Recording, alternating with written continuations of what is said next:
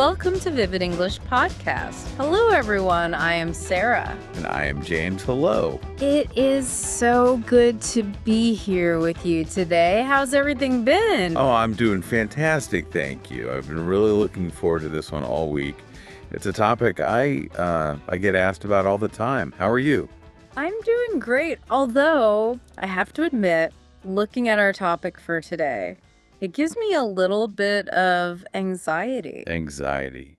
Really? Why is that? Because we're asking our listeners to do something that feels, well, honestly, it feels a little dangerous. We are asking them to take off the training wheels. Yes. The scary step. Exactly. We're talking about turning off the subtitles. You know that moment. You sit down to watch a movie in English, remote in your hand, and you have to make a choice. Comfort or actual learning. It really is a crossroads, isn't it? And for most people, I think the subtitles feel like a warm, cozy blanket. It feels safe. You know for a fact you won't miss the plot. But our goal today is to look at, the science and the data to show why that safety blanket is actually a ceiling. It's stopping you from going higher. Right. We want to help you move from reading a movie to actually truly listening to it. But we're not just going to tell people to, try harder, are we? Because that is terrible advice. Oh, it's the worst advice. Just listen better. No, that doesn't work. We have a real strategy today. We have a 10-minute workout. We're going to look at some amazing 2026 AI tech.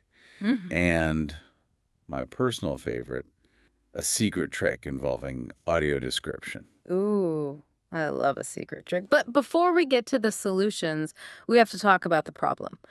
Why is the subtitle habit described as a trap? I mean, why can't I just do both? Listen and read. This is the big question, and it all comes down to how our brains process information. We like to think we're great multitaskers, but biologically, we're really not. See, I have to challenge you on that. When I'm watching Netflix with the text on, I feel like I'm doing both perfectly. I hear the voice, I read the line, it feels simultaneous. That's the illusion. It feels that way. But the cognitive research is pretty clear. The brain is an efficiency machine. It is always looking for the easiest path. So if you give it two streams of information, one is complex, fast-moving audio, and the other is clear, static, visual text, which one do you think the brain picks? It picks the text. Every single time. Reading is just faster than listening. Your eyes can scan the sentence, "I'm going to the store," in like a fraction of a second. But it takes the actor maybe 2 full seconds to say it. So your brain reads it, gets the meaning, and then it basically tunes out the audio because it already has the information. The job is done. Wow. So you think you're listening, but your ears are actually just on standby. Exactly. We call it the illusion of comprehension. You finish the movie, you understood the plot, you laughed at the jokes, so you tell yourself, wow, I understood a whole movie in English. But you didn't really. But if I turned off the screen and just played you the audio, you'd probably be lost. That explains so much. I have students tell me all the time, I can watch 3 seasons of Friends and understand everything, but the second I turn on a podcast or the radio, I'm completely lost. That is the classic symptom. Their reading muscles are huge. Yeah. Like bodybuilder level huge. But their listening muscles, they have been to the gym in years. Okay, that's a scary thought. We need to get those listening muscles back in shape.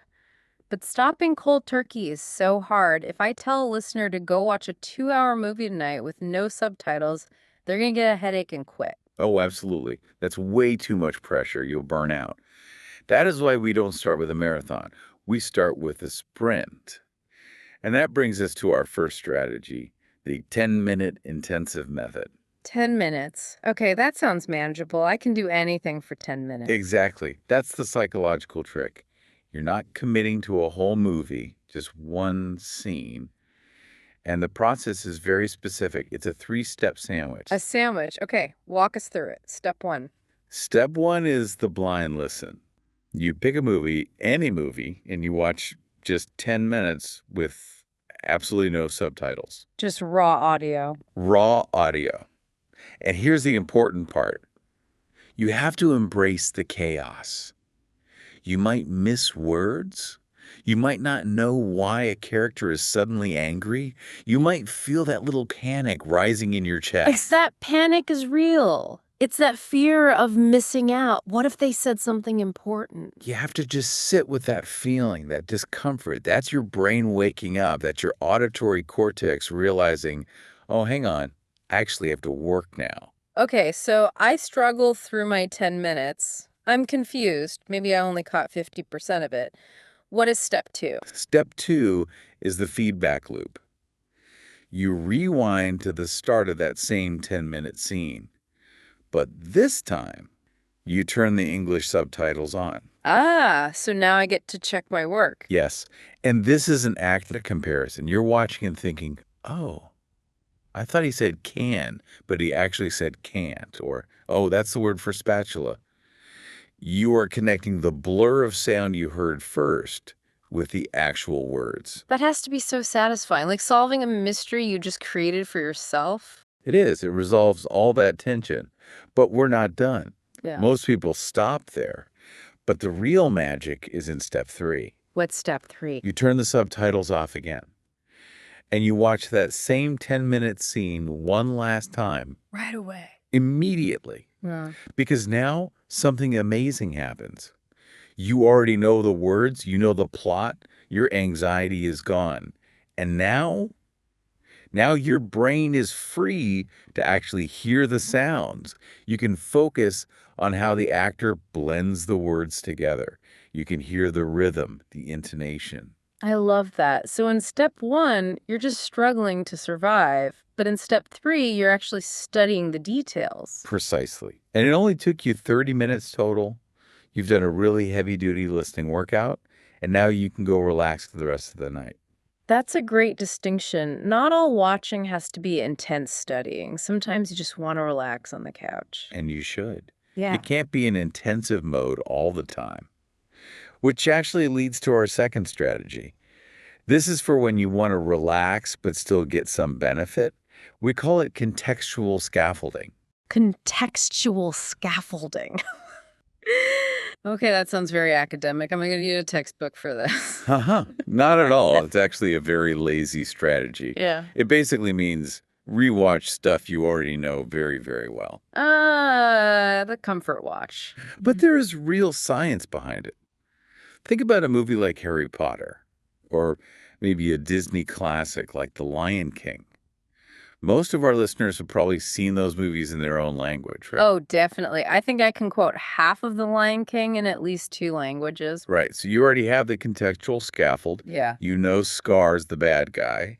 You know Simba runs away. The language doesn't need to explain the plot to you. So the mental effort is lower. Significantly lower. When you watch a new movie, your brain is doing two huge things at once. Decoding the language and trying to figure out the story. Who is that person? Why are they angry? Is that the brother or the husband? It's exhausting. It is. But if you watch a favorite movie in English without subtitles, you remove that story load completely. Your brain is 100% focused on the language. You can actually enjoy the acting and the sounds because you aren't lost. That's interesting because I think people sometimes feel guilty about rewatching movies. They think they should always be consuming new things to learn new words. But repetition is how we learned our first language. Yeah. Think about it. Toddlers watch the same cartoon 50 times. That's not an accident.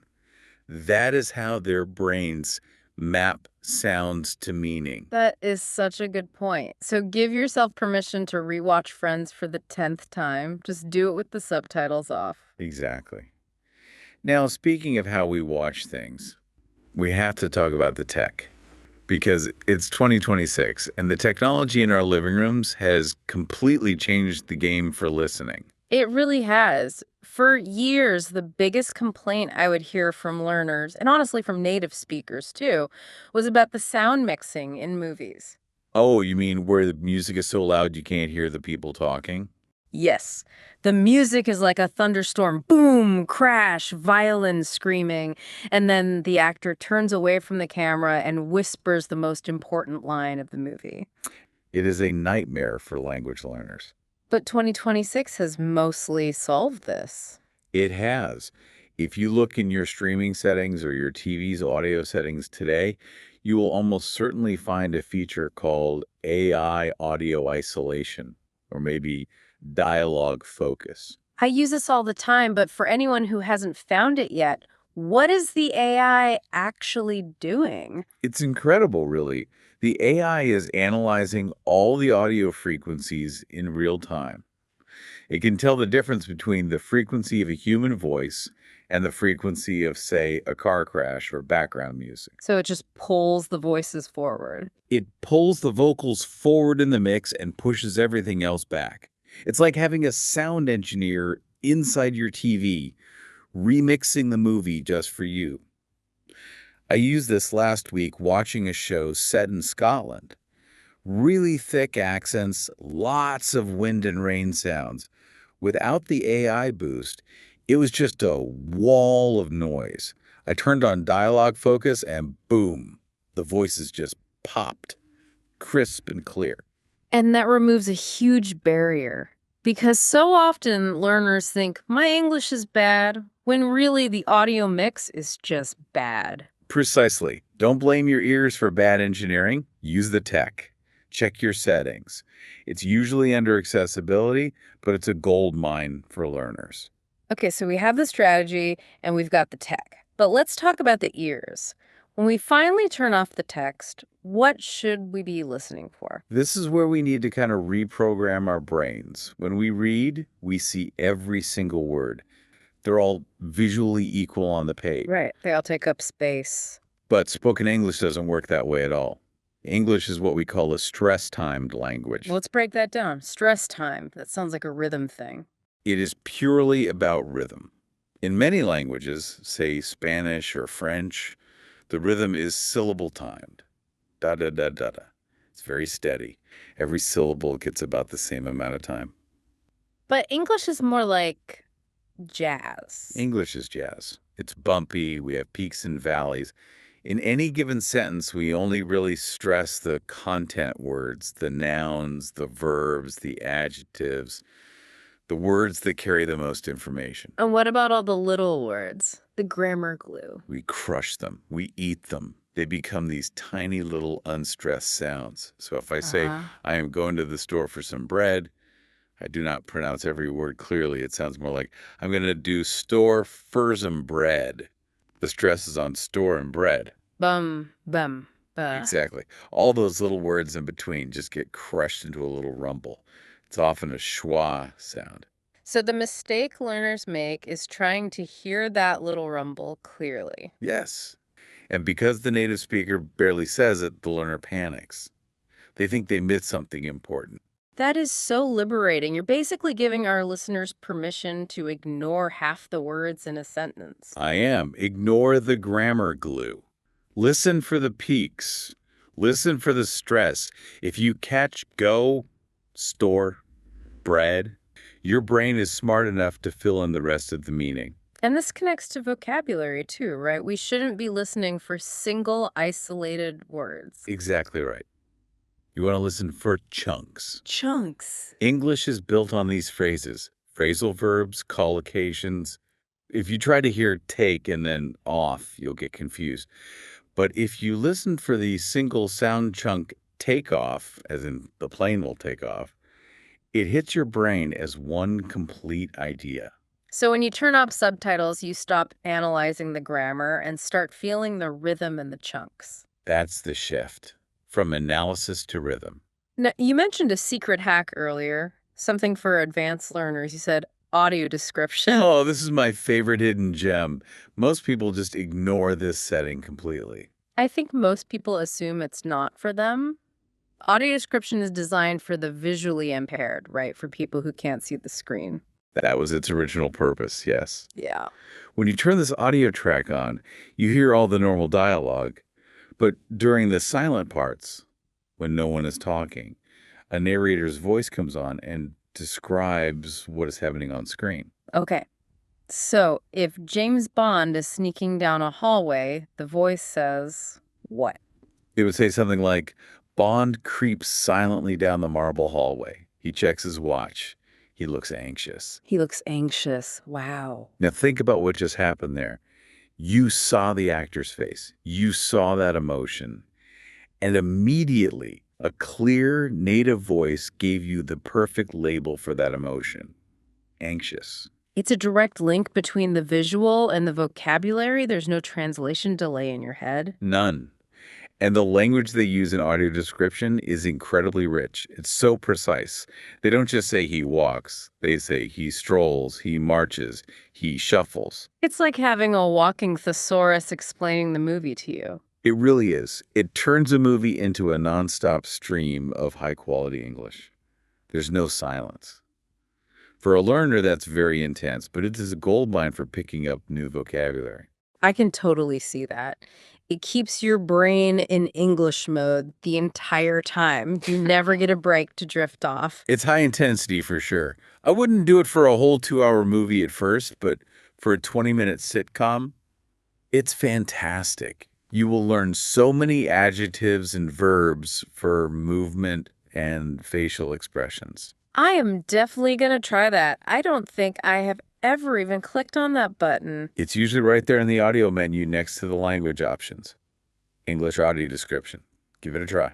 So we have the tools, we have the mindset, but one practical question. Does it matter what we watch? Because I know some people who want to jump straight into Peaky Blinders or something. Oh, please don't. That is the classic mistake. I want to learn English, so I'll watch a period drama from the 1800s.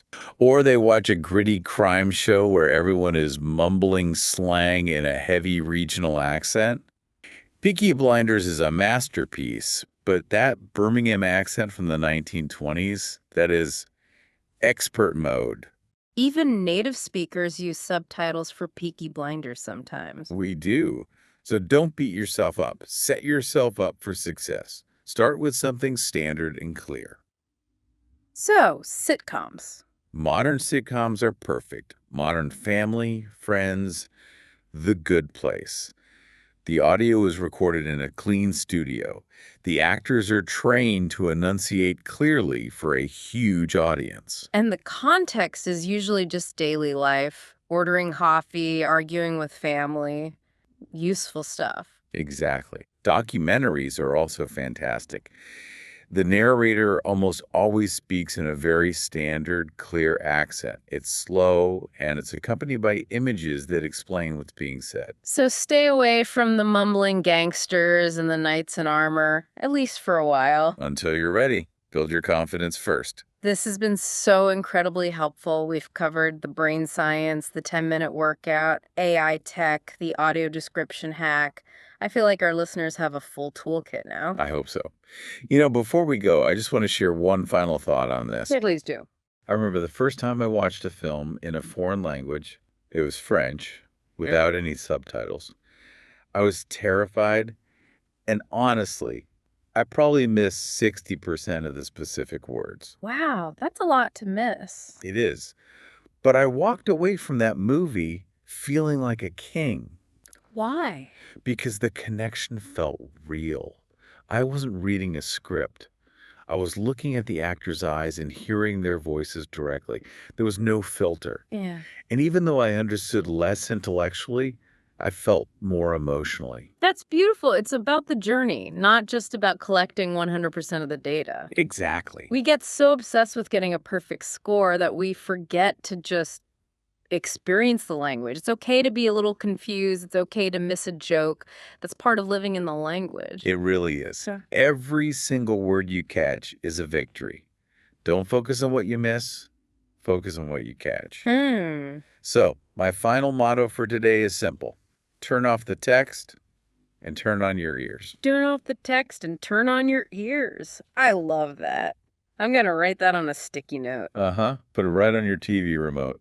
Well, thank you so much for all these insights. And thank you to everyone listening. We really hope you feel brave enough to try that 10-minute workout tonight. 10 minutes. Give it a try. You might be surprised at how much you can actually hear when you just stop reading. Before we go, we just have one small favor to ask. If you enjoyed this conversation, please don't forget to subscribe and come back to the Vivid English podcast. We have so many more tips and strategies to share with you. Yes, be sure to tune in to Vivid English Podcast next time. We'd love to help you reach your goals. Thank you so much for listening, everyone. Have a wonderful day. Bye-bye. Bye-bye.